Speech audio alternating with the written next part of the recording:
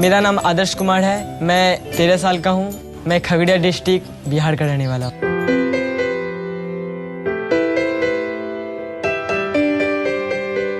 Music मेरे लिए एक बहुत मायने रखता है, क्योंकि म्यूजिक से ही मैंने अपनी ज़िंदगी में करियर बनाना सीखा है। हमारे घर में टीवी नहीं था, सीखने का साधन नहीं था, तो मैं जब कोई बढ़िया गीत बजता था तो मैं वहाँ पर आगे खड़ा होकर के चुपके से किनारे में उस गीत को सुनता था। हम आदर्श को उनके संगीत के माध्यम से जो जुड़ा हुआ है, उसकी मंजिल तक उसको जो चॉइस है उसको आगे बढ़ाने के लिए हम आदर्श को हमेशा कहते हैं, बाबू तुम जितना कोशिश करो और हमारे तरफ से तुम्हारा जितना कोशिश हो सकेगा हम करेंगे। चाहे मुझ पे कितनी भी विपत्तियां आ जाए, कितने भी दर्द आ जाए, कितने भी कठिन परिस्थितियां आ जाए, मैं हर पल अपना संगीत को अपने साथ रखूंगा, प्रयास करता रहूंगा। नमस्कार। नमस्कार। क्या नाम है आपका? सर मेरा नाम आदर्श कुमार है। मैं खगड़िया डिस्ट्रिक्ट बिहार से आया हूँ। बिहार से आए हो? अच्छा। दीदी मैं आपके सामने श्री जसवंत सिंह जी का एक प्यारा सा गजल है, वक्त का परिंदा, वो सुनाने जा रहा हूँ। ठीक है। इरशाद। वक्त का ये परिंदा रुका है कहाँ, मैं था पागल जो इसको बुलाता रहा, 4 पैसे कमाने मैं आया शहर, गाँव मेरा मुझे याद आता रहा, गाँव मेरा मुझे याद आता रहा, वक्त का ये परिंदा रुका है कहाँ। और क्या करते हो यार? मैं पढ़ता हूँ सर 9 स्टैंडर्ड में। गाना कभी सीखा या खुद सुन सुन के ही सीखा? जी ये तो जो गाता हूँ सर, ये तो मैं सुन सुन के गाता हूँ। इंडियन आइडल आपने देखा है पहले? जी दीदी हमारे घर में टीवी नहीं है दीदी, तभी मैंने पहली बार मैं आप लोगों को देख रहा हूँ दीदी, इसीलिए। आदर्श यार, इतने तकलीफ में होके भी संगीत का साथ आपने छोड़ा नहीं है। आपकी आवाज है बहुत खूबसूरत, लेकिन ऐसा लग रहा है कि सीखने की कमी है, इसलिए मैंने पूछा आपसे ये सवाल। सुबह से सर हम लोग नहीं, मैं समझता हूँ आपकी मजबूरी, मैं समझता हूँ, इसलिए मैं आपसे बस इतना कहना चाहता हूँ, अगर आप सीखना चाहो तो आपके सीखने का जो है वो मैं और शेखर खुद ले लेंगे अपने पे, और हम आपको एक अच्छा सा गुरु दिलवा देंगे। मैं भी उसमें, श्रेया भी उसमें शामिल है, क्योंकि आपकी आवाज को अगर तालीम मिल जाए तो आपके लिए अच्छा होगा। सर आप मुझे एक मौका दीजिए सर, मैं मुंबई में आऊँगा तो आपको बहुत अच्छा सुनाऊंगा सर। बात की सर, हम लोग सब कहने की दिल पे आशा है कि सर मैं जाऊँ। आपकी आवाज में बहुत सच्चाई है। प्लीज आप रोइए मत, प्लीज माय रिक्वेस्ट यू।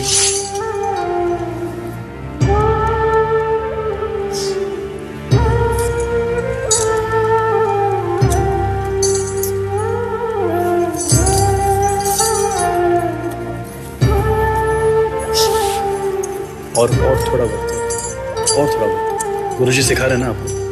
हाँ, थोड़ा वक्त हम आपको लेके जाएंगे, साथ में लेके जाएंगे बस। यार आदर्श, मेरा विश्वास है कि आप बहुत अच्छा गा के दिखाओगे, लेकिन ऐसा हो ही नहीं सकता कि 1 महीने में आप उस लेवल पे आ जाओ जिस लेवल की हमें आशा है।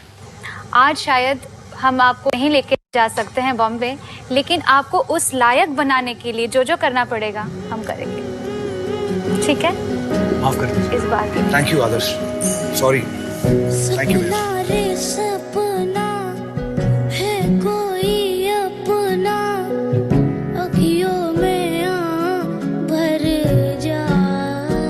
आदर्श कुमार का सपना फिलहाल भले ही टूट गया हो, लेकिन जिनके हौसलों की उड़ान ऊंची होती है, मंजिलें खुद उनके कदम चूमती हैं। आप सभी को प्रणाम। आप देख रहे हैं ऋषि चिंतन यूट्यूब चैनल। मैं हूं प्रखर पांडे और आज हमारे साथ जुड़े हैं श्री आदर्श कुमार जी, जो कि बिहार के खगड़िया डिस्ट्रिक्ट के रहने वाले हैं। इनका शुरू से ही संगीत से काफ़ी लगाव रहा है और इनकी वाणी इतनी मधुर है कि इनसे बात करके मन को बड़ी शांति मिलती है, और हमारा सौभाग्य है कि हमें इनका इंटरव्यू लेने का एक अवसर प्राप्त हुआ है। इनका जीवन आरंभ से ही बड़ी कठिनाइयों से, बड़े संघर्षों से परिपूर्ण रहा है, पर बावजूद इनके सभी संघर्षों को, सभी कठिनाइयों को चीरते हुए भैया ने अपने जीवन में कई सफलताएं प्राप्त की। सन 2012 में बिहार उत्सव के संगीत प्रतियोगिता में भैया ने पूरे बिहार में चौथा स्थान प्राप्त किया था। फिर सन 2013 में भैया ने इंडियन आइडल जूनियर में ऑडिशन राउंड दिया था, जिसमें ये टीवी राउंड तक सेलेक्ट हुए थे। उसके बाद सन 2015 से होते हुए 2018 में कई जगह उन्होंने लाइव परफॉर्मेंस दिए। कई बड़े बड़े स्टेज पे, कई बड़े बड़े स्तर पे इन्होंने परफॉर्म किए।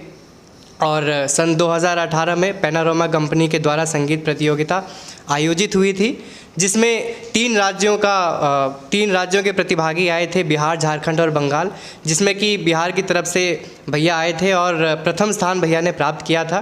तो आइए कुछ वार्तालाप इसी श्रृंखला में भैया से करते हैं। तो सबसे पहले भैया आपको प्रणाम और बहुत बहुत धन्यवाद हमारे साथ जुड़ने के लिए। तो सबसे पहले हम जानना चाहेंगे कि आपके परिवार में कौन कौन है, आपके पिताजी क्या करते हैं, और संगीत में आपकी जो जर्नी है वो किस तरह से शुरुआत हुई संगीत की, और कैसे आपने अपनी कला को पहचाना और उसको निखारने के लिए कौन कौन से प्रयत्न आपने किए। धन्यवाद प्रखर भैया। सबसे पहले तो ऋषि चिंतन चैनल से जुड़े सभी दर्शकों को मेरा प्रणाम।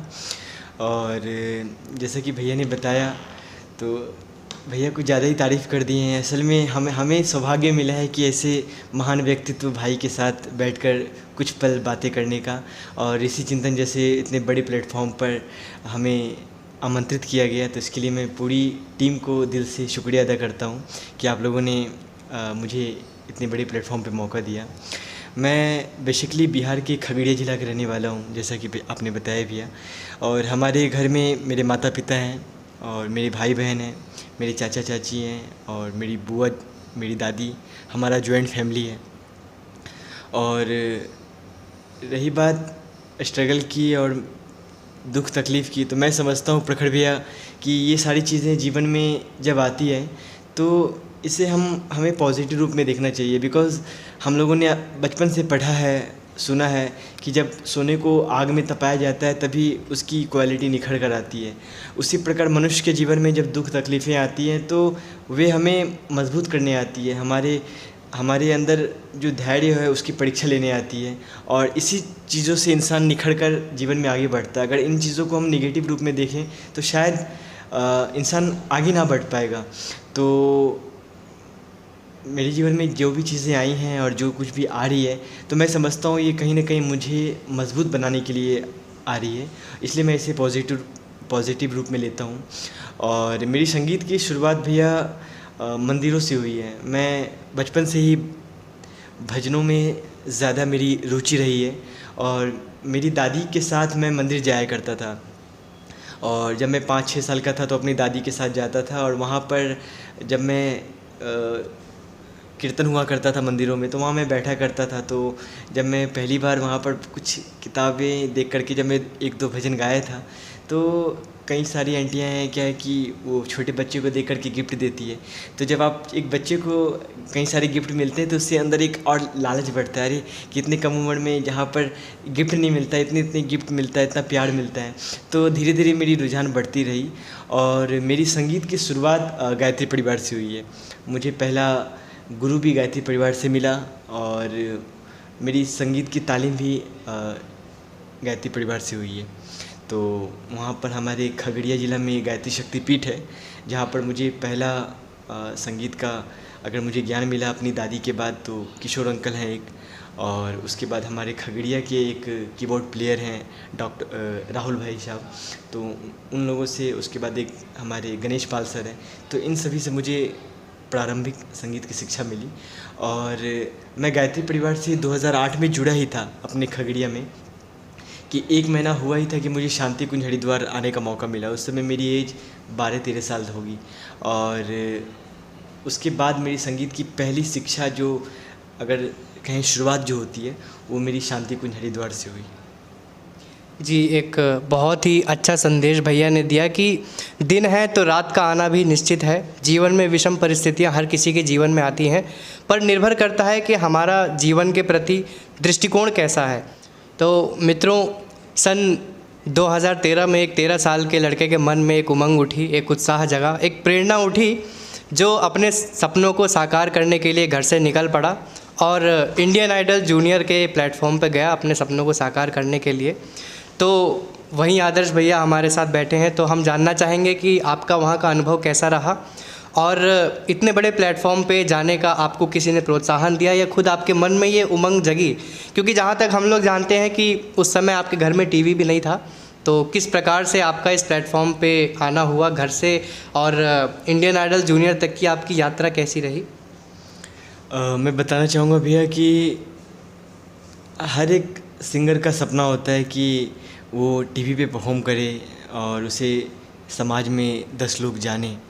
तो जैसा कि आपने देखा होगा हमारा ऑडिशन, तो हमारे घर में वाकई में टीवी नहीं था और जब हमारा सिलेक्शन हो गया तो हम लोगों ने खुशी से टीवी खरीदा था कि चूँकि मैं परफॉर्मेंस मेरी टीवी पे आने वाली थी तो माँ बाप को लगता है कि मेरा बच्चा टीवी पे आएगा, तब हम लोगों ने टीवी खरीदा था। तो हुआ क्या था कि बहुत साल पहले जब मैं अपने हाई स्कूल में पढ़ता था तो वहाँ से हम एक सिवान ज़िला में एक वर्कशॉप के दौरान हमें स्कूल की तरफ से भेजा गया था। तो स्पीक मैक की एक संस्था है, तो वहाँ पर 5 दिन का वर्कशॉप हुआ था। तो मैं जिस ज़िला से आता हूँ खगड़िया ज़िला बहुत ही छोटा ज़िला है, लेकिन हमारे यहाँ टैलेंट काफ़ी भरा पड़ा है, कोई स्कोप नहीं है। तो हमें स्कूल की तरफ से जब वहाँ भेजा गया तो हमारी एक मुलाकात हुई थी विकास नाम के लड़के से, वो पटना में रहता था। तो मैंने उससे कहा था कि भाई मैं तो खगड़िया में रहता हूँ, हमारे यहाँ तो कुछ पता भी नहीं चलता है और मेरा भी सपना है कि मैं बच्चों लोगों को देखता हूँ टीवी पे परफॉर्म करते, तो मेरा भी लगता है कि मैं भी एक बार जाऊँ। तो क्योंकि हमारे फैमिली बैकग्राउंड में कोई नहीं गाता, मेरे पापा जी गाते हैं और मेरे चाचा लोग भी गाते हैं, लेकिन उन लोग बस ऐसे शौक़ के लिए, लेकिन हमारे ख़ानदान में कोई नहीं गाता। I am first person in my family who sing. So मैं अपने परिवार में ख़ानदान में पहला एक बंदा हूँ जो मैं संगीत से जुड़ा। तो वहाँ पर सिवान में जब मेरी विकास से मुलाकात हुई तो विकास ने कहा कि ठीक है भाई, जब कोई सा किसी प्रकार का ऑडिशन आएगा तो मैं तुम्हें बताऊँगा। तो दिसंबर, ठंड की महीने की बात है, दिसंबर महीने की, कि एक दिन उसका कॉल आता है कि भाई इंडियन आइडल जूनियर के ऑडिशंस हो रहे हैं पटना में पहली बार, तो तू आ जा अगर तेरा देना है। तो सच बताऊँ भाई, मेरे पास सीखने का साधन नहीं था। सोना चांदी का दुकान हुआ करता था, पान दुकान हुआ करता था, वहाँ पर वो लोग शाम को भजन बजाते थे, है ना, गाने बजाते थे, तो मैं उसी चीज़ों से सुनता था। और माता पिता से कहता तो फैमिली की भी आयु तो ऐसी नहीं थी कि पापा एक अच्छा सा इंस्टीट्यूट में हमको दे सकें या सिखा सकें। तो पापा लोग को बोलते थे तो पापा लोग, माता पिता सोचते थे बच्चा है ऐसे ही बोल रहे हैं, है ना, लेकिन मन में था। तो लेकिन हाँ, तब तक मैं गायत्री परिवार से जुड़ चुका था। तो मैं गायत्री परिवार से जुड़ चुका था और मुझे शांति कुंज हरिद्वार में डफली की प्रशिक्षण मिली थी।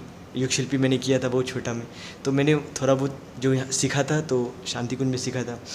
तो मेरे दोस्त ने कहा, तो मैंने अपने कुछ कलाकार जो हमारे खगड़िया ज़िला के उनसे पूछा, तो उन लोगों ने कहा क्या कि भाई कुछ नहीं होने वाला है, तेरे से अच्छा गाने वाले वहाँ भरे पड़े हैं और जाके बाप माँ के पैसे बर्बाद मत कर, जा कर के पढ़ लिख, है ना, ये सब चीज़ में क्या रखा है, कुछ नहीं है। तो उन्होंने डिमोटिवेट किया, मैंने छोड़ दिया। मैंने अपने दोस्त को बोला भाई मैं नहीं जा सकता, मैं नहीं आऊँगा। तो चूँकि मैं गायत्री परिवार से जुड़ा था और मेरा एक मित्र है पीयूष नाम है, वो अभी वर्तमान में देव संस्कृति विश्वविद्यालय में पढ़ाई कर रहे हैं।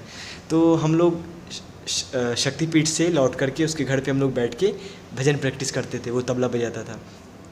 तो मैंने बताया कि पीयूष ऐसा सा बात है, देखना मेरा बहुत इच्छा था लेकिन सब लोग ऐसा सब बोल रहे हैं, तो पता नहीं समझ नहीं आ रहा है क्या करूं। तो मेरे उस दोस्त ने मुझे मोटिवेट किया, मुझे कहा कि भाई जो होगा देखा जाएगा, तू एक बार जा और हार जीत तो लगा रहेगा, कम से कम तुझे पता तो चलेगा कि तू किस लेवल पे है, कितने पानी पे है। तो उसने मुझे मोटिवेट किया और उसके बाद मैं पटना गया और माँ गायत्री की कृपा है कि वहाँ मैं पटना में 3 राउंड निकाल लिया। और चूँकि मैं डफली बजा के गा रहा था तो जजेस को बहुत ही ज़्यादा यूनिक लगा कि एक कम उम्र का बच्चा डफली बजा के परफॉर्म कर रहा है। और उसके बाद मेरा पटना में सिलेक्शन हो गया 3 राउंड में, और सिलेक्शन हो जाने के बाद तब जा कर के इंडियन आइडल की टीम आई मेरे घर पर। उसके बाद उन लोगों ने मेरी बायोग्राफी लिया, पूरा इंटरव्यू लिया, और उसके बाद पूरे खगड़िया में मेरे गांव में हल्ला हो गया कि फलानवा का बेटा टीवी, पूरा बड़े बड़े कैमरे आए थे, क्योंकि वो लोग बॉम्बे के वो लोग सब लोग आए थे। और जिसने कभी देखा नहीं था तो लाइफ में जब पहली बार उन चीज़ों को देखा तो मैं बहुत इमोशनल लड़का हूँ, और मैं पूरा गुरुदेव के सामने जाके फिर रोने लगा कि मतलब मैं तो जा नहीं रहा था, और पल भर में आज मुझे इतने बड़े बड़े लोगों से मुलाकात हो रही है। उसके बाद पूरी इंडियन आइडल की टीम आई, उन्होंने मेरा पूरा बायोग्राफी लिया, शूटिंग हुआ। उसके बाद हम कोलकाता गए, वहाँ पे मैंने चौथा राउंड दिया, चौथा राउंड भी पास कर गया। तब जा कर के मुझे टीवी पे आने का मौका मिला। विशाल शेखर जो म्यूजिक डायरेक्टर हैं बॉलीवुड के, और श्रेया घोषाल, और उनके सामने जब मैंने परफॉर्मेंस दिया तो उस समय मेरी उतनी संगीत की तालीम मजबूत नहीं थी। मैं संगीत थोड़ा बहुत ही सीखा था शांति कुंज में और कुछ लोगों, जैसा कि मैंने आपको बताया, अपने गांव में ही। तो वहाँ पे मैं रिजेक्ट हो गया, और जजेस ने प्रॉमिस किया था कि आदर्श आप अच्छा गाते हो, अगर आप सीखना चाहो तो मैं आपको सपोर्ट करूँगा। तो फाइनली मुझे इंडियन आइडल से भी सपोर्ट मिला, और वर्तमान में मैं भी कोलकाता में संगीत की तालीम ले रहा हूँ। जी, बहुत अच्छा लगा आपकी जर्नी को सुन के। और एक 13 साल का लड़का जो इतनी उमंग के साथ आया, और हमें ये जानने को मिला कि जहाँ चाह है वहाँ राह है। मन के हारे हार है, मन के जीते जीत। अगर मन में आदमी ठान ले कि हमें कुछ करना है, हमें जीवन में आगे बढ़ना है, तो रास्ते अपने आप निकलते हुए चले जाते हैं। तो हम जानना चाहेंगे कि आपकी उम्र उस समय काफ़ी कम रही थी जब आप इंडियन आइडल जूनियर के प्लेटफॉर्म पे ऑडिशन देने के लिए गए। तो जब आप वहाँ पे गए, आपने देखा उतनी बड़ी संगीत की हस्तियाँ आपके सामने थीं, जिनको हम अक्सर टीवी पर देखा करते हैं और जिनकी फ़ैन फॉलोइंग भी बहुत ज़्यादा है। तो उनको अपने सामने देख करके आपको कैसा महसूस हुआ, किस तरह के विचार आपके मन में आ रहे थे? भैया वाकई ये सब चीज़ मेरे लिए एक सपने जैसा लग रहा था, क्योंकि मेरे फैमिली में मेरी माँ सरकारी स्कूल में खाना बनाती है, जो आज भी बना रही है, और पिताजी होटल में मिठाई बनाते हैं, है ना। हम लोग का ख़ानदानी है कि हम लोग मिठाई हलवाई हैं, तो हम लोग मिठाई का ही हमारे यहाँ काम होता है। तो जब मुझे पहली बार मौका मिला तो मैं सोचता था, अरे मैं इनको, तो मैं जब रास्ते पे जाता था तो जब कहीं टीवी दुकान पे परफॉर्मेंस चलते तो मैं उन लोगों को वहाँ दिखता था, और कैसेट में सुना करता था। तो जब उनके सामने मुझे मौका मिला तो मेरी आवाज़ नहीं निकल रही थी, और मैं इतना नर्वस हो गया था कि मैंने प्रैक्टिस करके गया था कुछ और सॉन्ग, और उनको देख करके मैंने गा दिया कुछ और सॉन्ग। और उसके बाद मैं, मतलब मुझे समझ नहीं आ रहा था कि मतलब एक छोटे शहर का लड़का जिसने कभी ज़िंदगी में सोचा नहीं था कि कभी उसे इतने बड़े प्लेटफॉर्म पे मौका मिलेगा, इंडियन टेलीविज़न सोनी चैनल पर, जो इसको उस समय तो सोशल मीडिया उतना एक्टिव नहीं हुआ करता था, लोग टीवी से ज़्यादा जुड़े हुए थे, तो इतने बड़े इंडियन आइडल के प्लेटफॉर्म पे मौका मिलेगा। तो मैं पूरा एकदम वहाँ भी इमोशनल हो गया, रोने लगा, और भगवान को थैंक्स बोला, गुरुवर को, कि आपने जिसने कभी ढंग से उतनी तालीम नहीं ली और आपने उस बच्चे को इतने बड़े प्लेटफॉर्म पे मौका दिया। तो मुझे बहुत ही एक सपने जैसा लग रहा था। और जब मैं वहाँ से भी परफॉर्मेंस दिया जजेस के सामने, तो जजेस को हमारी परफॉर्मेंस अच्छी लगी थी, उनको मेरी आवाज़ अच्छी लगी थी, और मेरा तलफ़ुज़ काफ़ी ज़्यादा ख़राब होता था उस समय। अभी भी मेरी ड़ा का प्रॉब्लम होता है, जैसे कि हमाड़ा हो जाता है। तो मैं बहुत काम कर रहा हूँ, और पहले से मैं काफ़ी ज़्यादा इस चीज़ पे काम भी किया हूँ।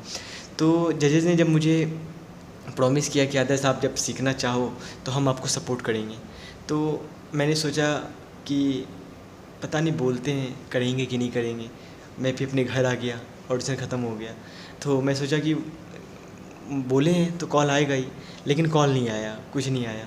15 जून को जब मैं टीवी पे परफॉर्म किया, 9:30 बजे रात को मेरी टेलीकास्ट हुआ, तो पूरे शहर में हल्ला हो गया कि फलना का बेटा टीवी पे परफॉर्म किया।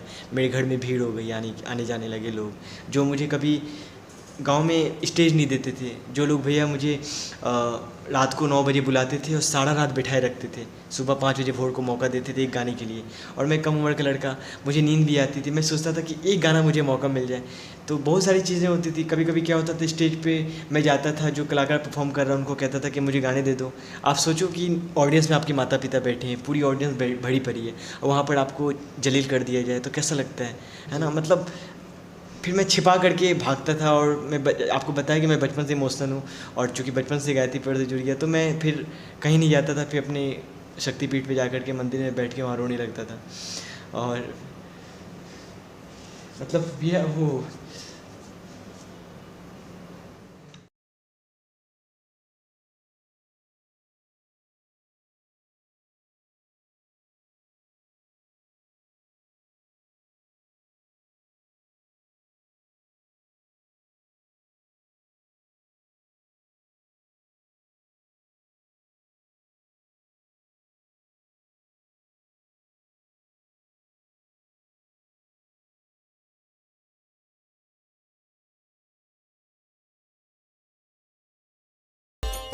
तो इस तरीक़ा की चीज़ें हुआ करती थी।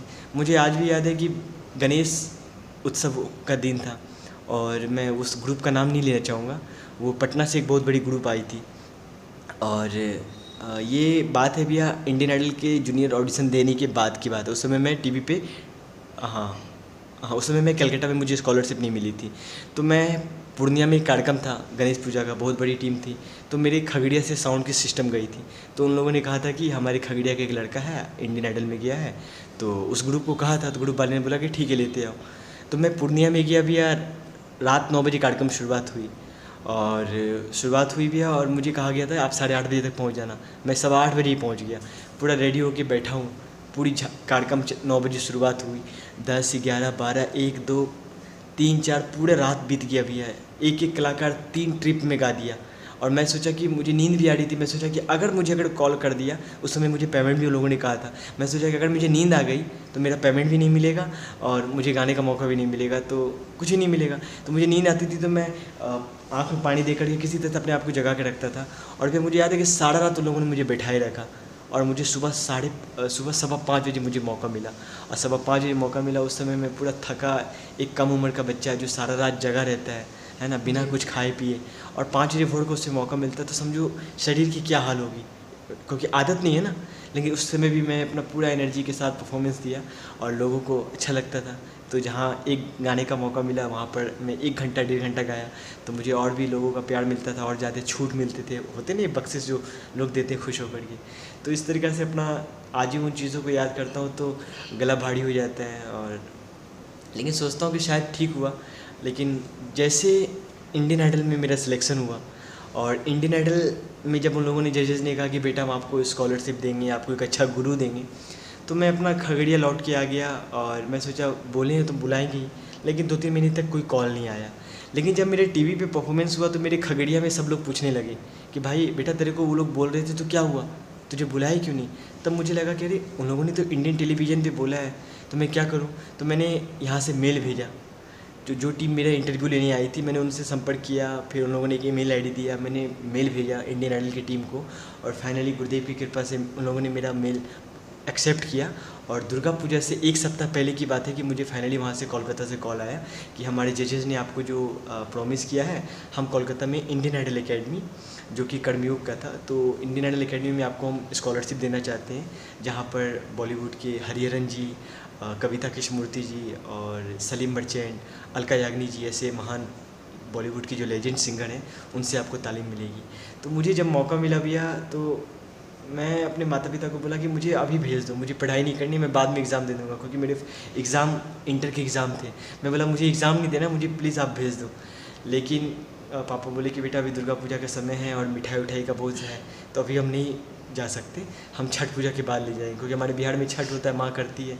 तो मेरे लिए गांव में एक एक पल गुजारना मुश्किल हो रहा था। मैं सोचा अगर ये अपॉर्चुनिटी चली जाएगी तो मैं क्या करूँगा, क्योंकि हमारे खगड़िया में आपको जैसे आपको मैंने बताया कोई स्कोप नहीं है, कोई कुछ नहीं है, तो मैं तरस रहा था। तो फाइनली जैसे छठ पूजा ख़त्म हुआ और मेरे माता पिता जब वहाँ मुझे छोड़ के आए, तो जब मैं उस जगह पे गया तो मतलब मैं क्या बताऊँ, मैं पूरा शॉक्ड हो गया कि भगवान गुरुदेव आपने मुझे कहाँ पहुँचा दिया। एक छोटे शहर के बच्चे को कलकत्ता जैसे महानगर में इतने बड़े इंस्टीट्यूट में खाना पीना कपड़ा लत्ता सब कुछ फ्री ऑफ कॉस्ट, उसके बाद बॉलीवुड के इतने बड़े बड़े सुपरस्टार से सीखने का मौका मिला। बॉम्बे भेजा गया, बॉम्बे में फिर मैंने कई हस्तियों के साथ मुझे रूबरू होने का मौका मिला।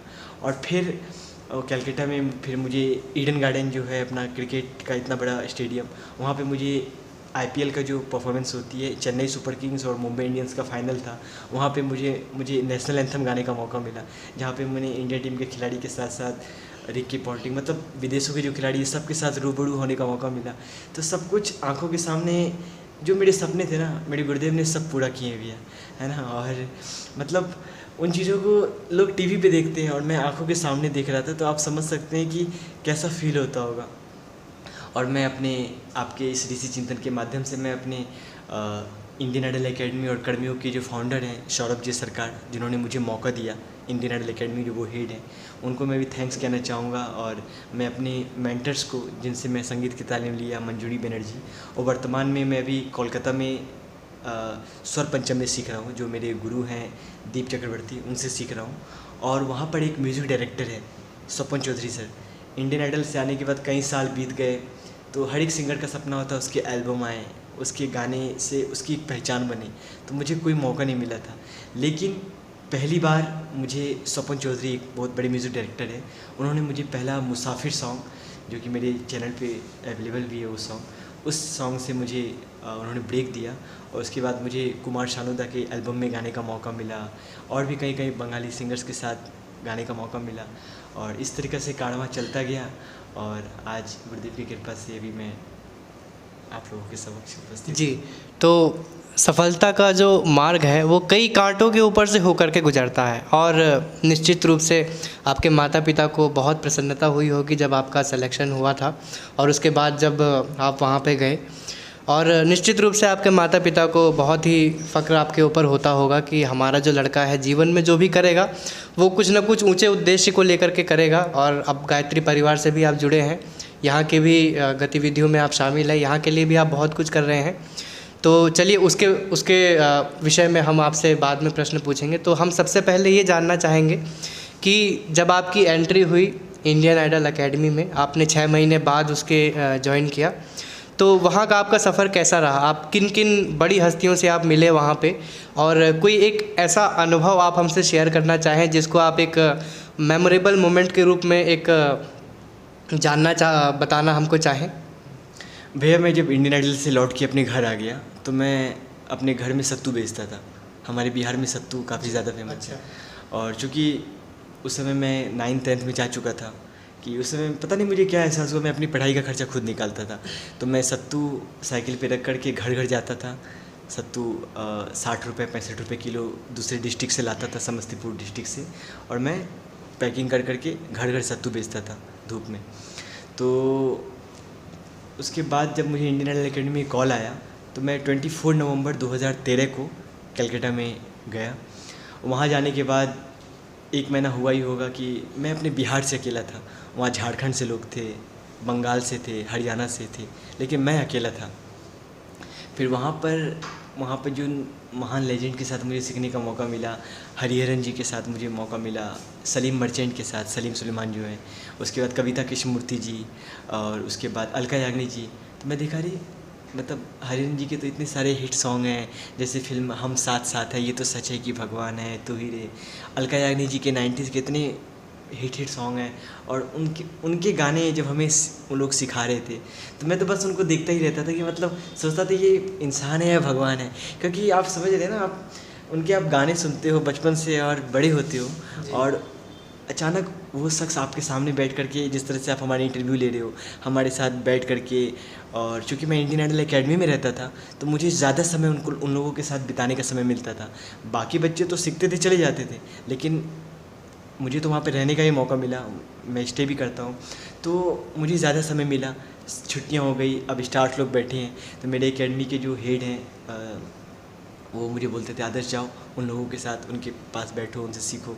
तो क्लासेस ख़त्म हो जाने के बाद मैं उनके पास बैठता था, वो अपने बारे में बताते थे, अपने जीवन के बारे में बताते थे, तो काफ़ी अच्छा लगा। और सबसे जो यादगार पल रहा, मुझे यही लेजेंड के साथ समय बिताना अच्छा लगा। और सबसे ज़्यादा जो मुझे लगा, मैं हरिहरन जी और उनके साथ, और कविता कृष्णमूर्ति जी के साथ, मेरे एकेडमी वाले ने कहा कि आप उनके साथ जाके बैठो। तो मैंने हरिहरन जी को बॉर्डर फिल्म का एक संदेश से आते हैं, ये गाना मैंने उनको सुनाया, और उनके बाद उन्होंने मुझे अपने बगल में बिठाया, गला लगाया, और अपना हाथ मेरे सर पर रखा, और उन्होंने कहा कि बेटा तेरा फ्यूचर बहुत ब्राइट है, और तू बहुत अच्छा गाता है, और काफ़ी फील है तेरी आवाज़ में, आवाज़ अच्छी है, मतलब बहुत आगे जाएगा। और उन्होंने अपना हाथ मेरे सर पर रखा था।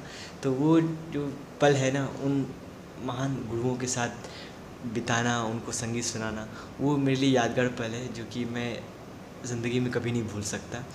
और उसके बाद फिर तो कारवां यूँ ही चलता गया। फिर मुझे मुंबई भेजा गया, जहाँ पे मैंने कपिल शर्मा जी, सोनाक्षी सिन्हा जी, शत्रुघ्न सिन्हा जी, और उसके बाद सोनाक्षी सिन्हा जी की माता जी, उसके बाद मतलब तमाम जो सेलिब्रिटी है, उन फिल्म सिटी में उस इंडियन आइडल के सेट पर भी मुझे बुलाया गया। तो उन सभी चीज़ों का एक जो पल है, जिसे मैं ज़िंदगी में एकदम, जो मेरी ज़िंदगी से कभी मैं उसे भूल नहीं सकता। तो ये जो पल है ये मेरी ज़िंदगी का सबसे बेस्ट पल है मानता हूँ। तो जितना हम लोग जानते हैं कि गायत्री परिवार के भी कई ऐसे कार्यक्रम हैं जिनमें भैया की विशेष भागीदारी रहती है। अभी इससे पहले भी एक इंटरव्यू हमारे ऋषि चिंतन यूट्यूब चैनल पे अपलोड हुआ था, उसे आप देख सकते हैं जा कर के। और गायत्री परिवार यूथ ग्रुप GPYG कोलकाता के भी भैया वॉलेंटियर हैं, उसके लिए भी काफ़ी कार्य कर रहे हैं। तो भैया हम जानना चाहेंगे कि आप किन किन गतिविधियों में, किन किन कार्यक्रमों में युग निर्माण योजना मिशन के और गायत्री परिवार के लिए आप भूमिका आप निभा रहे हैं। भैया जैसे कि आपको मैंने बताया कि 2008 में मेरे मित्र पीयूष के द्वारा माध्यम से मैं गायत्री परिवार से जुड़ा और गायत्री शक्तिपीठ खगड़िया से। और वहाँ पर खगड़िया में युवाओं पे कार्यक्रम होता है हर रविवार को, जिसमें कि आदरणीय अमित भैया, अभिषेक भाई साहब, सत्यम जी, तो सभी लोग वहाँ क्लास लेते हैं। वहाँ पे यूथ पे काम होता है, मतलब यूथ को गलत राह से अच्छे राह पे चलने के लिए वहाँ पे हर रविवार को व्यक्तित्व परिष्कारशाला कार्यक्रम चलाई जाती है, 8 से 10, जिसमें कि सभी यूथ को मोटिवेट किया जाता है अच्छे राह पे चलने के लिए और वो अपने जीवन में कैसे सफल हो।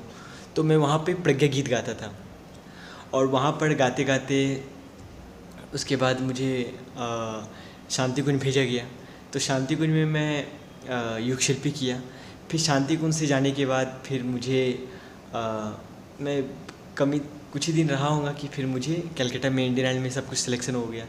फिर कोलकाता में मैं GPYG कोलकाता से जुड़ा, जो कि पिछले 11 साल से वृक्षारोपण कर रही है। और आप सभी दर्शकों से अनुरोध भी है कि GPYG कोलकाता की पूरी गतिविधि की जानकारी आप ऋषि चिंतन यूट्यूब चैनल पर आप देख सकते हैं। हमारे कोऑर्डिनेटर आदरणीय रवि शर्मा भैया का उसमें इंटरव्यू है, जिसके भाई साहब आपको बता रहे हैं।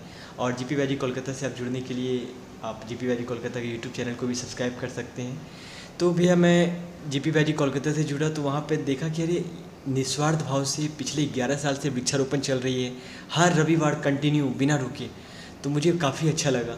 तो मैं मिशन से तो जुड़ा हुआ था, तो मैं वहाँ पर भैया लोगों से जुड़ा और GPYG से जुड़ने के बाद वहाँ पे मैं वृक्षारोपण जो चल रही है उसमें भागीदारी लेता हूँ। पिछले अभी कुछ दिन पहले ही 200 सप्ताह पूर्ण हुआ शनिवार का, जिसमें कि हर शनिवार को गंगा सफाई अभियान होती है। वहाँ पे हम लोग गंगा सफाई करते हैं, लोगों को मोटिवेट करते हैं कि गंगा को माँ बोलते हो तो भाई कम से कम उसमें तो गंदगी मत फेंको। तो उस सफाई अभियान में मैं जुड़ा और उसके साथ साथ हम बाल संस्कारशाला चलाते हैं। मतलब वहाँ पर GPYG की टीम द्वारा कई सारी एक्टिविटी चलती है, तो मैं बाल संस्कारशाला भी उसमें गरीब बच्चों को पढ़ाया जाता है, संस्कार दिया जाता है, तो वो भी उसमें मैं अपनी भूमिका निभाता हूँ। फिर गुरुदेव की साहित्य स्टॉल है, जहाँ पे अच्छे गुरुदेव के साहित्य को हम युवाओं तक पहुँचाते हैं। तो उन सभी गतिविधियों में मैं अपनी भूमिका निभाता हूँ। और चूँकि मैं सिंगिंग करता हूँ तो मुझे प्रांतीय युवा प्रकोष्ठ पटना बिहार से आदरणीय मनीष भैया, जो कि हज़ारों करोड़ों युवाओं के मार्गदर्शक हैं, प्रेरणा स्रोत हैं, तो वहाँ से चूँकि मैं बिहार में हमारी कर्मभूमि है, जन्मभूमि है, तो मुझे वहाँ पे गुरु कार्य के लिए बुलाया जाता था। तो वहाँ पे मैं प्रज्ञा गीत गाता था। तो अपना प्रज्ञा युवा प्रकोष्ठ बिहार से भी मेरा अच्छा नाता है, क्योंकि है तो सब गायत्री परिवार की ही शाखा। तो वहाँ पे मैं अपना गुरु कार्य करता हूँ। GPYG कोलकाता में मैं वृक्षारोपण और जितनी भी गतिविधि होती है उसमें भी मैं अपनी भूमिका निभाता हूँ। इसके साथ साथ दिया दिल्ली जो अपने गायत्री परिवार की शाखा है, जो कि यूथ पे काम कर रही है, वो लोग भी वृक्षारोपण पे काम कर रहे हैं। अभी कुछ दिन पहले ही उन लोगों ने भी पर हर शनिवार वो लोग वृक्षारोपण करते हैं और वो लोग 150 सप्ताह अपना पूरा किए हैं। तो मैं दिया दिल्ली में भी मुझे प्रज्ञा गीत के लिए बुलाया जाता है। आदरणीय मनीष भैया वहाँ भी हैं, तो जो हज़ारों युवाओं के, करोड़ों युवाओं के प्रेरणा स्रोत है, जो कि वहाँ जो IAS बनने के लिए जाते हैं उन सभी युवाओं पे काम चलती है, बाल संस्कारशाला चलती है। तो वहाँ दिया दिल्ली से भी मैं जुड़ा हूँ, जहाँ मुझे प्रज्ञा गीत गाने के लिए बुलाया जाता है। तो इस कदर मैं बिहार, बंगाल और दिल्ली इन सभी जगह मैं अपना जाता हूँ और प्रज्ञा गीत सुनाता हूँ। और इस कदर जहाँ भी मुझे गुरु कार्य के लिए मौका मिलता है मैं अपना वहाँ पर भूमिका निभाने की कोशिश करता हूँ। तो संगीत एक ऐसा सुलभ साधन है जिसके माध्यम से मनुष्य के अंदर भाव संवेदनाओं को जगाना बहुत ही आसान है। और भाव संवेदनाएं जागृत जब मनुष्य के अंदर हो जाए तो वो मनुष्य जो है वो मनुष्य नहीं रह जाता है, वो मनुष्य से फिर ऋषि और देवतुल्य बनता चला जाता है। और एक कहावत मुझे याद आती है भैया से बात करने के बाद कि जिस वृक्ष में जितने ज़्यादा फल लगे होते हैं वो वृक्ष उतना ही ज़्यादा झुकता चला जाता है। जब व्यक्ति जीवन में बहुत सफलताएं प्राप्त कर लेता है उसके बाद उसको विनम्र हो जाना चाहिए, शिष्ट हो जाना चाहिए, और उसका एक साक्षात स्वरूप हमें भैया के अंदर, भैया के व्यक्तित्व के अंदर देखने को मिलता है। और एक आदर्श जो है हमें भैया के अंदर मिलता है। हमें एक प्रेरणा मिलती है कि हम न केवल अपने लिए बल्कि समाज के लिए भी कुछ अच्छा करने का भाव रखें। और एक कहावत और मुझे याद आती है कि यह राह नहीं है फूलों की, कांटे ही इस पर मिलते हैं, और लेकर के दर्द ज़माने का बस हिम्मत वाले चलते हैं। तो इसी के साथ जो है हम आज की जो अपनी चर्चा है इसको यहाँ पे विराम देते हैं। और आप लोगों से अनुरोध है कि सब्सक्राइब करें हमारे ऋषि चिंतन यूट्यूब चैनल को, बेल आइकन दबाएं ताकि आने वाली जो भी वीडियोस हैं उसकी नोटिफिकेशन आपको मिलते रहे। और इसके साथ ही हमारे जो आदर्श भैया हैं इनका भी अपना यूट्यूब चैनल है, उसका लिंक हम लोग डिस्क्रिप्शन में दे देंगे, वहाँ से आप लोग जा कर के इनके वीडियोज़ को भी आप देख सकते हैं। धन्यवाद। अगर आपको हमारी यह वीडियो पसंद आई हो तो इसको लाइक करें, कमेंट और शेयर ज़रूर करें। साथ ही हमारे YouTube चैनल ऋषि चिंतन को सब्सक्राइब कर बेल आइकन भी दबाएं ताकि आपको आने वाले वीडियोस की नोटिफिकेशंस मिलती रहें। धन्यवाद। नमस्कार आप सभी को, मैं हूं आपका आदर्श और आप सभी का दिल से शुक्रिया। आप सभी का प्यार, सपोर्ट हमें इसी तरीक़ा से हमेशा मिलता रहे। और मैं आप लोगों से कहना चाहूँगा कि आज जो कुछ भी हूँ, परम पूज्य गुरुदेव, परम वंदनीय माता जी, माँ गायत्री की कृपा से, आप सभी के प्यार आशीर्वाद से हूँ। तो इसी तरीक़ा से आपका प्यार, सपोर्ट हमें मिलता रहे। और मैं ऋषि चिंतन यूट्यूब चैनल का तहे दिल से शुक्रिया अदा करना चाहूँगा, जिन्होंने मुझे इतना बड़ा प्लेटफॉर्म दिया जहाँ पर मैं आप सभी के सामने अपनी बात कह सका, आप सभी का प्यार प्राप्त कर सका। और मैं आज बहुत खुश हूँ क्योंकि मुझे आप सभी का इतना सारा प्यार, सपोर्ट मुझे मिल रहा है। तो आप सभी मेरे इस चैनल आदर्श कुमार सिंगर, जो मेरा सिंगिंग का चैनल है, इसे अधिक से अधिक प्यार दें, सपोर्ट दें। और मेरा एक और चैनल है जिसका लिंक मैं डिस्क्रिप्शन में दे दूँगा, vlog channel Adarsh Kumar singer blog, उससे भी आप लोग अपना प्यार आशीर्वाद दें। और साथ ही हमारे गायत्री परिवार के ऑफिशियल यूट्यूब चैनल शांति कुंज वीडियो एवं ऋषि चिंतन को सब्सक्राइब कर बेल आइकन ज़रूर दबा दें। और जिन लोगों ने मुझे इंस्टाग्राम पे फॉलो नहीं किया है, वहाँ पे आप मुझे फॉलो कर सकते हैं। तो बस यही कहना चाहूँगा कि आप लोगों का प्यार, आशीर्वाद हमेशा हम पर बना रहे। Thank you so much everyone.